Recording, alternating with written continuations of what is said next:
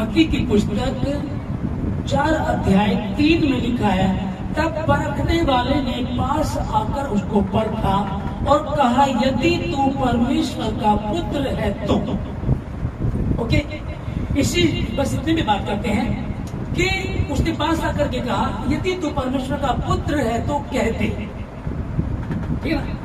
आज भी बहुत सारे लोगों के साथ ऐसा होता है कि जब कोई प्रॉब्लम आती है तो आपके पड़ोसी हैं, दोस्त हैं, रिश्तेदार हैं, कई बार आपको इस तरह की बातों को वो ये देखते हैं, कभी फिसले, कभी प्रॉब्लम में आए, कब हम इससे बात करें, कब हम इसको कुछ कहें, बहुत ज्यादा उस तरह की बातों को ढूंढते हैं। और जब उनको मिल जाता तो वो आपके पास आकर के यही बोलते हैं, हाँ तुम तो चर्च जाने लगे हो, तुम तो प्रार्थना करने लगे हो, फिर तुम्हारा क्यों भला नहीं हो रहा है, क्यों ठीक नहीं हो रहे हो। अगर आप कमजोर होते तो बहक जाते हैं, और अगर मजबूत होते और आपने जान लिया कि परमेश्वर ने अपने वचन में कहा धरती आकाश चल जाएगी परंतु मेरा वचन कभी भी नहीं चलेगा। और उसी ने कहा, हे मेरे भाइयों, हे मेरी बहनों, मसीह में दृढ़ और अटल रहो, क्योंकि मसीह में तुम्हारा परिश्रम व्यर्थ नहीं है। और जिस किसी ने उस पर विश्वास किया है उसने उन सबों को परमेश्वर की संतान होने का अधिकार दिया। इतिहास उठा लो कि जिन्होंने यीशु मसीह पर विश्वास किया है वो लज्जित नहीं हुए।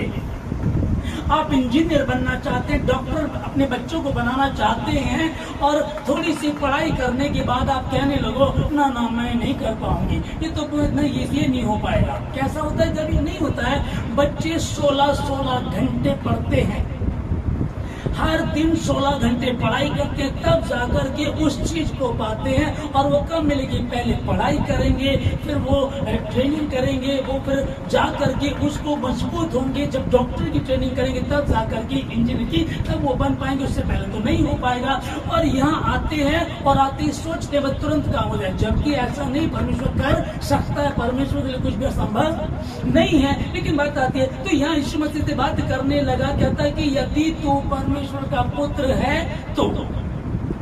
अब ये यीशु मसीह से बात कर रहा है, और अभी 40 दिन पहले आकाशवाणी हुई थी, स्वयं परमेश्वर यहोवा ने कहा था, ये मेरा प्रिय पुत्र है, इससे मैं प्रसन्न हूँ। और कहा था कि जिसके ऊपर कबूतर की नाई पवित्र आत्मा उतरेगा वही मेरा पुत्र है। और फिर यूहन्ना जब बपतिस्मा देने लगा तो यीशु देने से पहले कह रहे यीशु मसीह को, प्रभु प्रभु ये क्या कर रहे हो, मुझे तो आपसे बपतिस्मा लेने की आवश्यकता है। तब प्रभु ने कहा कि अभी इसी रीति से होने दे, समझेगा। यूहन्ना ने पहचान लिया, और यूहन्ना जब उसको आते हुए देख रहा था तो कह रहा, देखो परमेश्वर का मेमना जो जगत का पाप उठा ले जाता है, ये वही है जिसके विषय में भविष्यवाणी हुई थी। सारी बातें कंफर्म हो गई।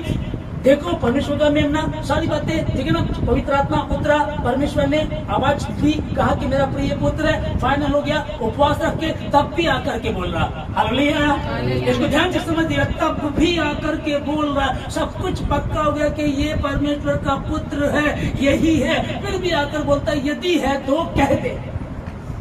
बहुत सारे लोग धर्माने वाले आएंगे, बहुत सारे लोग आकर के तुमको बहकाएंगे, बहुत सारे लोग आकर के कहेंगे अरे ऐसे नहीं है, ये ठीक नहीं है। फिर देखिएगा दूसरे चले मसीह के अलावा दूसरा कोई बोल रहा है, एक बार तो नहीं बुझाएगा, पर मसीह में आकर मसीह के लोग ही आपको इस तरह से बहकाएंगे। क्योंकि ये जो इब्लीस आया यीशु मसीह के पास, ये कौन था? परमेश्वर का प्रिय स्वर्गदूत। परमेश्वर का प्रिय स्वर्गदूत था, इसका मतलब ये भी क्रिश्चियन ही है, ये भी उसी कौम का है। और ये आकर के जब शैतान बना, ये ऐसी हरकतें करने लगा। और आज भी बहुत सारे लोग मसीह में ऐसे होंगे जो आपको आकर कहें जो तुम्हारा बपतिस्मा हुआ है वो ठीक नहीं है, आपको दोबारा बपतिस्मा लेना पड़ेगा। अभी हाल ही में फ्राइडे को मेरे फास्टिंग थी, मेरी 3 दिन का, सिर्फ थोड़े से पानी पे था मैं, और 3 दिन बहुत अच्छे रहे प्रभु की दया से। शाम को तीसरे दिन जब मैं प्रेयर कर रहा था, मेरे फास्ट पूरे हुए, उसके बाद एक कॉल आती है किसी पास्टर की, तो किसी कोई मेरे जानने वाले उनके पास वो आए हुए थे। मैंने कहा ठीक है, मेरे उपवास भी पूरे हुए हैं और एक प्रभु का सेवक घर का आ रहा, तो कोई बात नहीं, आने दे। जब वो आया उससे बात होने लगी तो बड़े जोश में आया था। आई एम फ्रॉम तमिलनाडु, मैं एरोप्लेन से आता हूँ, एरोप्लेन से जाता हूँ, 24 साल मुझे सेवा में हो गए, प्रवासी थे आपको। फिर उन्हें ऐसी बातें करनी शुरू कर दी कि ये जो बपतिस्मा लिया है और पिता पुत्र पवित्र आत्मा के नाम से जो लोग बपतिस्मा दे रहे ठीक नहीं है, इस तरह की बातें करने लगा। फिर कहता है कि कलीसिया अगर बढ़ानी है तो मैं प्रार्थना करता हूँ कि कलीसिया बढ़ेगी। बस आपको क्या करना है, एक गिलास में पानी लेना टंकी से और उसको अपने चर्च में और बाजू बाजू छिड़क देना, कलीसिया बढ़ जाएगी। हमने बात की वचन कहाँ है, वचन बता दीजिएगा, तो नहीं बता पाया। समझिएगा मैं क्या कह रहा हूँ आप लोगों को कि परमेश्वर का धन्यवाद कि परमेश्वर ने बुद्धि दी है।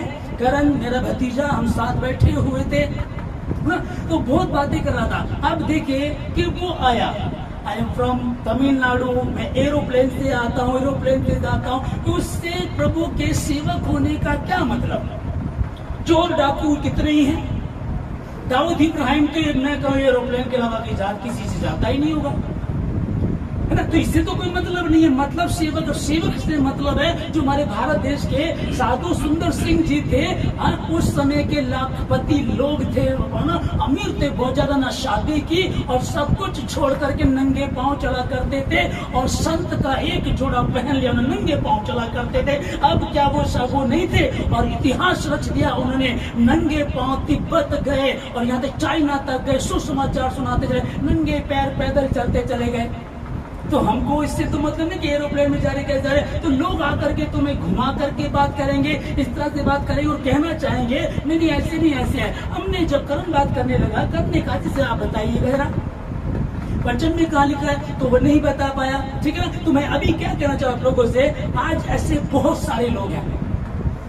पहले सेशन में मैं बात कर रहा था, एक जगह में जाता हूँ तो वहाँ के कुछ लोग हैं, उनको वो चर्च में किसी में जाते हैं, लेकिन ऑनलाइन किसी और की मीटिंग लेते हैं। फिर वो लोग साल में एक बार उनको घुमाते हैं, 10-15 दिन तक के लिए घुमाने लेकर जाते हैं। टोटल पैसा वही खर्च करते हैं, 10, 15, 20 हजार रुपए खर्च होता होगा एक बंदे पर, ये लोग जाते हैं। तो समझिएगा हम अपने आप को बेच देते हैं। आप ऑलरेडी एक चर्च जा रहे हैं तो तुम्हें दूसरी जगह जाने की जरूरत क्या? यदि आपको सही नहीं लग रहा तो इसको छोड़ के वहां चले जाइएगा। लेकिन यदि आपको पता है कि बाइबल क्या बता रही, यदि संभव हो तो, और मसीह में मसीहियों के विरोधी उनके घर ही के होंगे, घर ही के मतलब फैमिली के नहीं, घर के तो होगा ना, क्रिश्चियन भी तो वो लोग ऐसे आएंगे और यदि हो सके, यदि संभव हो तो चुने हो को भी भरमा देंगे, है ना। यहाँ प्रभु यीशु मसीह से कहता है कि क्या वाकई ही